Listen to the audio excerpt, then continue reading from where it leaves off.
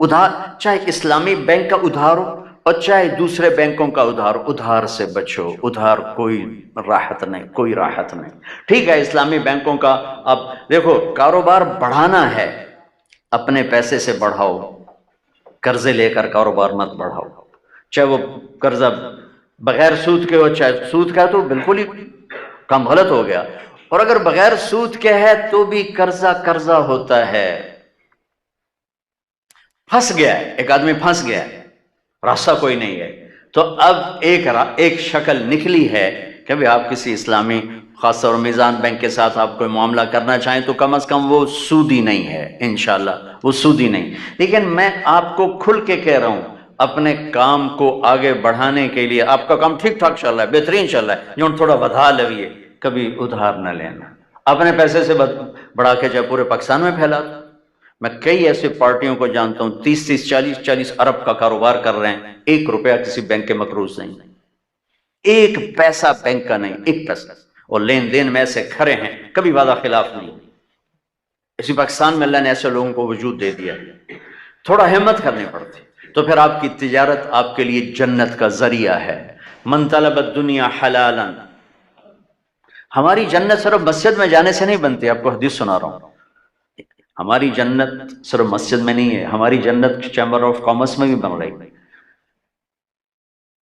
اور ہماری جنت ہمارے آفس میں بن رہی، ہمارے دفتر میں بن رہی، ہمارے 8 بازاروں میں بن رہی، ہماری ملوں فیکٹریوں میں بن رہی۔ کب؟ من طلب الدنیا حلالا، جس نے دنیا کو کمایا حلال، حلال تو سارے حرام نکل گئے۔ سعین علی اہلہ، اپنے بچوں پر خرچ کرنے کے لیے، تعطفاً علی جارہ، غریب پڑوسیوں پر خرچ کرنے کے لیے، استعفافاً عن المسئلہ، تنگ دستی سے بچنے اور سوال سے بچنے کے لیے، جس نے دنیا کو کمایا، لقی اللہ تعالی یوم القیامہ وجہہ مثل القمر لیلۃ البدر، مثل القمر لیلۃ البدر، تو قیامت کے دن وہ اللہ کی بارگاہ میں ایسے اٹھے گا کہ اس کا چہرہ 14ویں رات کے چاند کی طرح چمکتا ہوگا۔ حلال دنیا۔ سعد بن معاذ بیٹھے تھے میرے نبی کی محفل میں، میرے نبی کے سامنے ایسے ہاتھ آئے تو آپ کی نظر پڑی تو ہاتھ بڑے سخت تھے، مزدور آدمی کا ہاتھ سخت ہو جاتا، تو ہم نے کہا سعد تیرے ہاتھوں کو کیا ہوا ہے؟ کہ یا رسول اللہ میں مزدور آدمی ہوں، اپنے اس میں کھیتی باڑی کرتا ہوں، تو وہ کسی چلا چلا میرے ہاتھ سخت ہو گئے، تو مجھے دیکھو۔ آپ نے ان کا ہاتھ پکڑا سب کے سامنے اور سب کو دکھا کیسے بوسہ لیا، اور پھر فرمایا بچوں کو حلال کھلاتے ہوئے جو ہاتھ ایسے ہو جائے گا اس پہ جہنم کی آگ حرام ہو جائے گی۔ ایک نوجوان کھڑا تھا، تو صحابہ نے کہا یا رسول اللہ کیسا خوبصورت جوان ہے، کبھی اللہ کے راستے میں ہوتا، کبھی اللہ کے راستے میں ہوتا، تو آپ نے فرمایا تم نے اللہ کا راستہ بس ایک ہی سمجھ لیا ہے؟ آپ نے فرمایا اگر یہ اپنے بچوں کو حلال کھلانے کے لیے محنت کر رہا ہے تو یہ اللہ کے راستے میں ہے، اگر یہ بوڑھے والدین کی خدمت کر رہا ہے تو یہ اللہ کے راستے میں ہے، جس سوال سے بچنے کے لیے اپنا دنیا کما رہا ہے تو یہ اللہ کے راستے میں ہے۔ ہماری تو ہر چیز میں جنت کا راستہ ہے، اگر اس میں ایک سچائی آ جائے، ایک دیانتداری آ جائے، سچ اور دیانت، سچ اور دیانت، سچ اور دیانت، تو جو اجر، میں انشاءاللہ اللہ کی رحمت پہ دعویٰ کر کے کہتا ہوں، جو اجر نماز پڑھنے پہ ملے گا، یعنی عبادت پہ جو اجر ملے گا، وہی اجر دکان پہ بیٹھ کر ملے گا اگر آپ کے دفتر، دکان، کاروبار میں سچائی ہے اور دیانتداری ہے۔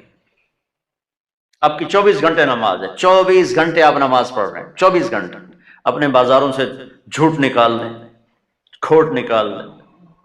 میرے نبی نے فرمایا میرا امتی ہر گناہ کر سکتا ہے، دو نہیں کر سکتا، ایک جھوٹ نہیں بول سکتا، ایک دھوکہ نہیں دے سکتا۔ اور ایک حدیث سناتا ہوں آپ کو آخر میں، آپ وضو فرما رہے تھے، صحابہ وضو کے پانی کو گرنے نہیں دے رہے، لپک لپک کے ہاتھوں میں لے رہے تھے، اور کوئی منہ پہ مل رہا تھا، کوئی سینے پہ، کوئی ایسے بازوؤں پہ۔ آپ نے فرمایا یہ کیا کر رہے ہو؟ کہ یا رسول اللہ حبا للہ ولرسولہ، اللہ اس کے رسول کی محبت میں کر رہے ہیں۔ آپ نے فرمایا سچی محبت بتاؤں تمہیں کیا ہوتی ہے؟ یہ بھی محبت ہے، اس کا انکار نہیں کیا، اس کا انکار نہیں کیا، لیکن فرمایا کہ محبت کا وہ لیول جس پر کام بنیں گے، من سرہ ان یحب اللہ ورسولہ او یحبہ اللہ ورسولہ، جو یہ چاہے کہ اللہ اور اس کے رسول اس سے پیار کریں اور یہ اللہ اس کے رسول سے پیار کرے، تو اسے 3 کام کرنے ہوں گے، تب جا کے محبت سرٹیفائی ہوگی۔ دعوے تو کتنے لوگ کرتے ہیں کہ مہر اس پہ لگے گی، جس میں 3 کام ہوں گے اس پہ محبت کی مہر لگے گی۔